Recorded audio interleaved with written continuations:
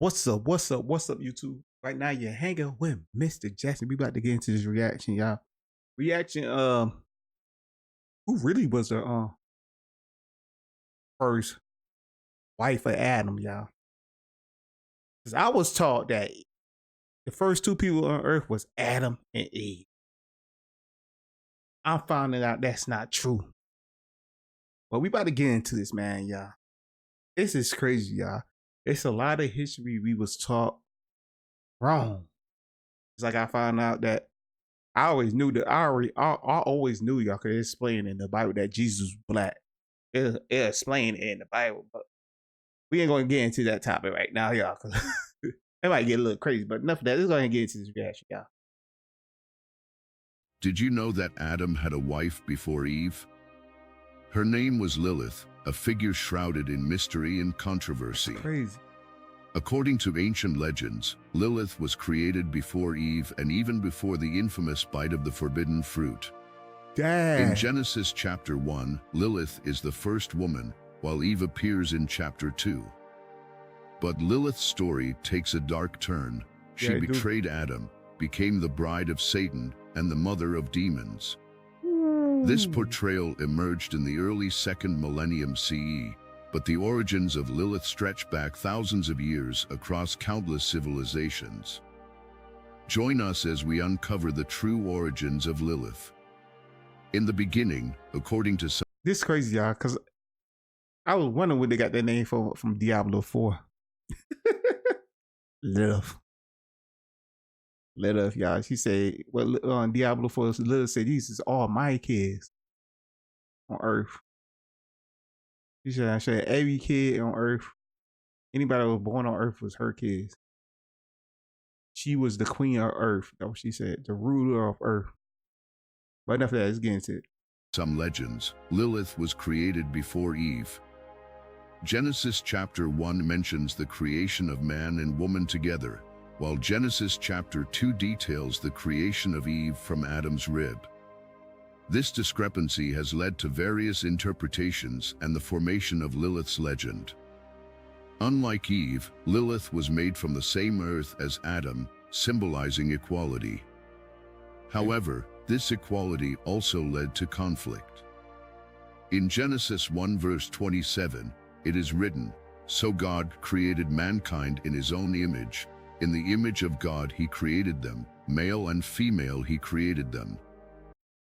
Picture this, losing 3 pounds a day, every single day. That's 21 pounds a week. It sounds unbelievable. This passage suggests that man and woman were created simultaneously. In contrast, Genesis 2 verses 21 to 22 states, "So the Lord God caused the man to fall into a deep sleep, and while he was sleeping, he took one of the man's ribs and then closed up the place with flesh. Then the Lord God made a woman from the rib he had taken out of the man, and he brought her to the man." This passage describes Eve's creation from Adam's rib, implying a secondary creation. Modern biblical scholarship offers the documentary hypothesis, suggesting that Genesis is a composite of multiple texts woven together. This hypothesis explains the differing creation accounts but doesn't address the mythical figure of Lilith.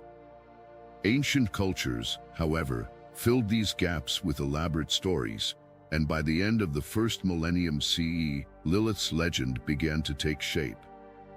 The documentary hypothesis posits that the Pentateuch, the first 5 books of the Bible, is derived from 4 main sources: Jahwist, J, Elohist, E, Deuteronomist, D, and Priestly, P.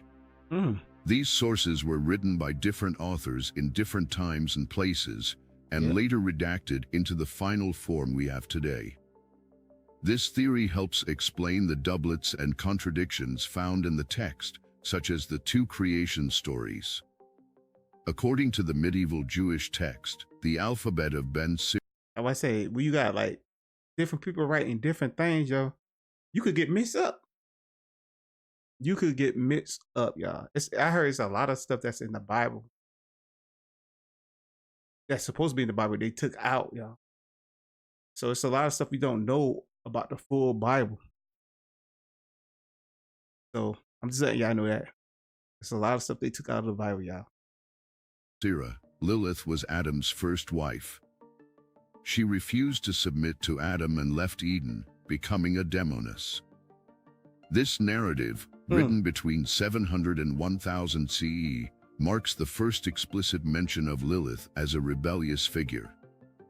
In the Alphabet of Ben Sira, Lilith's story begins with her creation from the same soil as Adam.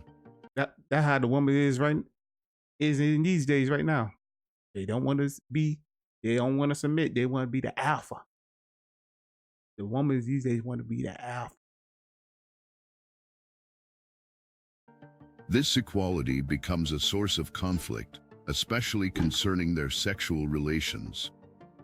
Lilith insists on being treated as an equal and refuses to lie beneath Adam.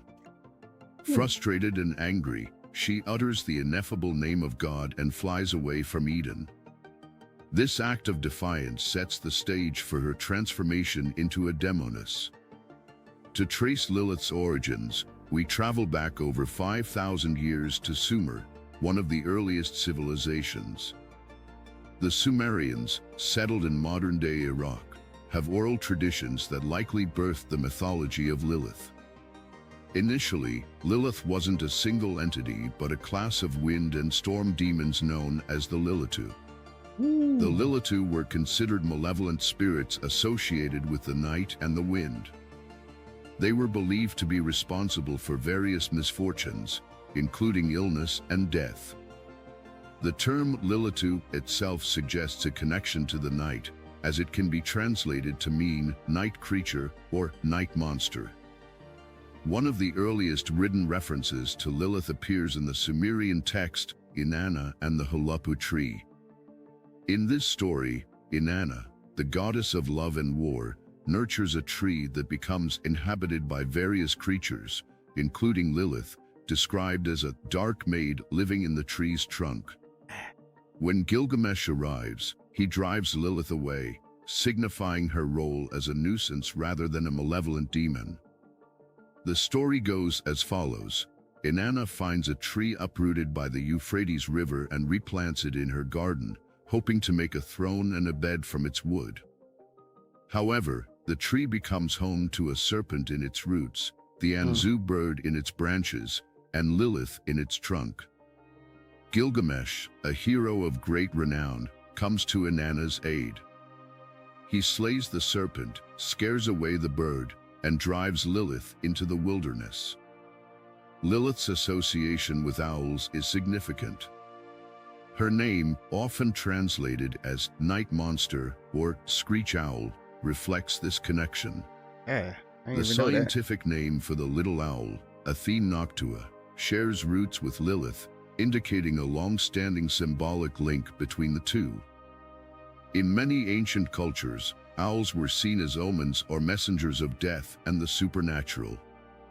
The nocturnal nature of owls, combined with their eerie calls, made them natural symbols for Lilith, who was also associated with the night and darkness. This symbolic connection between Lilith and owls continued to influence her depiction in later myths and texts. Lilith's presence in the Bible is fleeting but notable.